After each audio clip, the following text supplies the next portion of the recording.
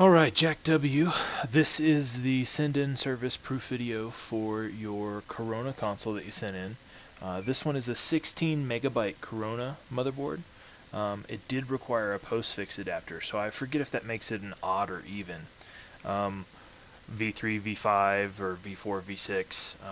It did not need the E and F points bridged because we actually did the CR4 muffin install technique on this one using the Matrix V1.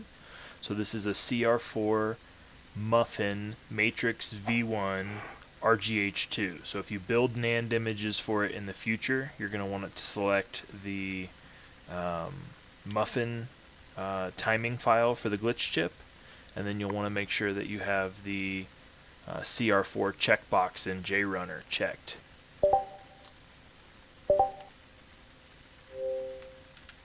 Just want to show you the dashboard here real quick, and just a quick proof on there that it is on the very latest dashboard, 17526.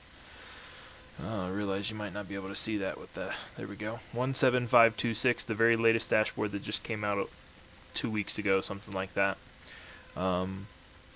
Let's do one more boot on this thing. I like how well it performs. It's been doing really good. There's a backup disk inside the sleeve there that has copies of your NAND, Freestyle Dash, Dash Launch, XCX menu, some neat backup stuff. Pop it in your PC, take a look if you want.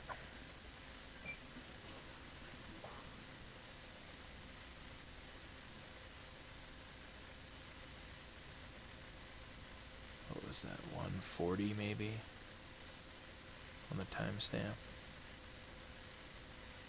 To 150, so maybe 15-20 seconds. Not bad at all. Alright, so we'll go ahead and get this thing packed up, and it will head back out your way tomorrow, and we definitely appreciate your business. Thanks so much.